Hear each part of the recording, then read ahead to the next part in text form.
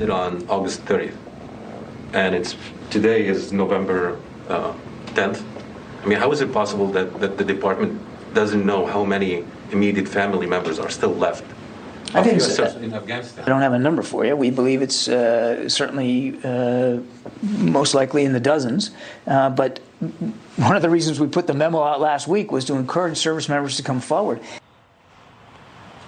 Embarrassing. The Pentagon taking heat, and they should, over its efforts to rescue family members, or lack thereof, of American troops still stranded in Afghanistan and our allies. Our next guest served on the front lines of the war on terror as members of the elite Navy SEAL teams and now are running for Congress. Retired Navy SEAL sniper Brady Duke is here, running for Florida's 7th Congressional District. Retired Navy SEAL Senior Chief Derek Van Orden wants to represent Wisconsin's 3rd District. Almost got it last time. He wants it this time. Eli Crane joined the Navy days after 9/11 and is running in Arizona's 1st District, already a very successful businessman. And Morgan Luttrell served in multiple tours in Iraq and Afghanistan, is aiming to represent Texas' 8th Congressional District. And retired Navy SEAL and former Interior Secretary Ryan Zinke is running for Montana's brand new 2nd District. They join us now to react. First off, Congressman Zinke, I'm going to start with you. How was that acceptable that Admiral Kirby, a spokesperson for the Pentagon, cannot tell us who is left behind and doesn't seem that interested? Well, your point is excellent. And where is the congressional investigations? This is a Biden-created crisis that we've left our family members, we've left our allies hanging in the winds. And not only has our government not been helpful of getting our people out, they have been, in many cases, the obstacles.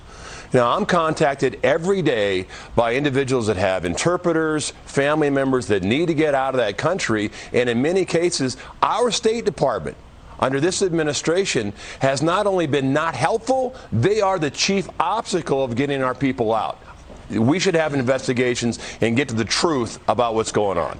Eli, you know what they said? Well, we offered 19 times to get them out, but what they say is you can go, but leave your family behind.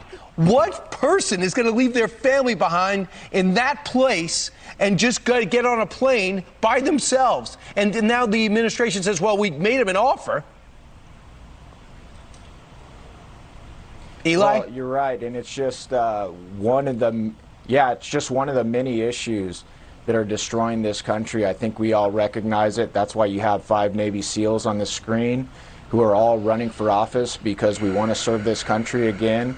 We need your help. We need you guys to get on our website, support us, and we also want you guys to go become precinct committee members. We also want you to run for school board. If we want a government that's of, for, and by the people, we got to start acting like it. Enough about party and start thinking about the country. I want you to take this in, Morgan. This is the Pentagon spokesperson, Admiral Kirby, who I know is a good guy. I think he's subjected to bad policy. This is what he actually said when it came to threats to America. Which is a bigger threat, the climate or China? Both are equally important. Both are challenges that the Secretary wants the senior leadership at the Pentagon to be focused on, as well as many others, too. Morgan, who should we be more concerned with? The planet dropping 1 degree or going up 1 degree, or China's Navy, which has surpassed ours, and the way they plowed over Hong Kong and are looking to take over Central and South America economically and who knows what else? What's a bigger threat to Morgan Luttrell? Obviously, China. I mean, the Navy's one thing, but their cybersecurity threats, they're pumping billions of dollars into their cyber platforms, which we're not looking at, in my opinion. And I'd like to add this about the Afghanistan issue. If the Biden administration is so concerned about saving American lives with these mandates and these mask mandates and so on and so forth, why don't they mandate we rescue our citizens and save their lives as well over in Afghanistan? Well, I was fortunate enough to run into an interpreter that served with us overseas for so long in the past couple of weeks, and his family's still over there, and he pleaded with us. He begged us. He's like, who do I need to get to help me get my family over? He spoke perfect English. Where's that at? All Biden has to do is say, let's do this. Let's mandate this. Task Milley, task Austin, and go get our people. If they're pumping that much, Big Pharma's pumping that much money into the DNC that all you're hearing on the news is about mandates and vaccines. Why don't we get some people to say the same thing about our citizens overseas and bring them home? Yeah, or the allies that helped you guys for 20 years. Hey, Brady, if the president doesn't say that and you are Austin or Milley, how could you wear the uniform and just move on to something else? I know it's the commander-in-chief, but at what point is the breaking point when it comes to red, white, and blue and serving a president that's indifferent to a war he says he lost faith in? Yeah, I think it's really sad to see the leadership at this point seeming to be careless about taking responsibility for what was a botched withdrawal, and I think withdrawal is going too far, and I think it's really just a retreat. You can't say that it's a success when you turn your back to the enemy on the battlefield. While there's Americans that we must rescue from this country, Right. I think that we have to understand that this was a failure. And we cannot continue this way. It was deeply un-American. It's not fair to you guys. You deserve better. Right. Someone made the final decision while you fought for 20 years. It is just not fair. Real quick, what is great for us is that you're here on Veterans Day and you're still trying to give back, only in a suit instead of a uniform.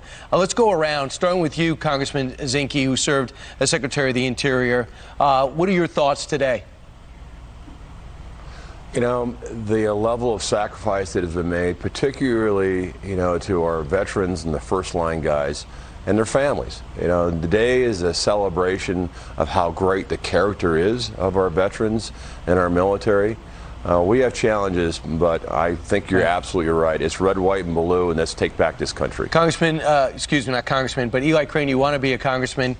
Your thoughts today, because a lot of people are suffering because they see what happened in late August, and they know there's 2 weeks left in December to get people out, or the winter gets too tough. But what are your thoughts on Veterans Day? Eli? Well, my thoughts are this. Freedom is always one generation away from extinction. We have to act like that. These guys are willing to go serve. The time for complacency is over. And you can see how quickly this radical ideology can destroy this country if we don't do something about it. Derek Van Orden? Hey, listen, today is Veterans Day, as we said, and I want to say thanks to every single man and woman that has served our nation, given us freedom to begin with from the Revolutionary War, and kept this nation free.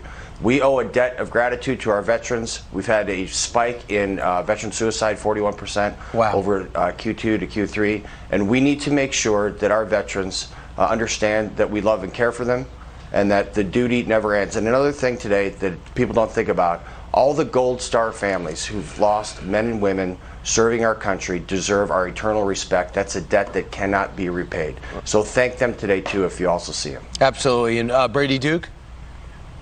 Yeah, I think I'm proud of my service. I know many veterans are proud of their service, and I just want to say to those who have served before me, thank you very much. And those who have served amongst me, thank you very much. I have people thanking me for my service, and I think anyone who has served in this military has played a vital role in protecting our freedoms and holding back the enemy. And I think we should definitely say thank you. Morgan, what's the name of your PAC? You guys have formed a PAC in your mission to win next year. Well, before I get into that, I would like to say something about Veterans Day too, because you've heard everybody on the screen thank the veterans. And it's the people that are walking around that are very unassuming. I walk up to them all the time. Thank you, Larry. Thank you, Rick. Thank you, Marcus. But I also say thank you to the spouses, because without them, we wouldn't be who we are today. And they made such sacrifices. So when I share my emotions about Veterans Day, I always thank the spouses. And I think that's extremely important. We should never forget that. Okay. And the name of your PAC, Ryan? Is sealpack.org. Okay. And it helps. We have 7 SEALs now, 3 Green Berets, Gotcha. Rangers. So we're supporting our patriots up front. All right, guys, always great to see you. Thanks so much. Best of luck.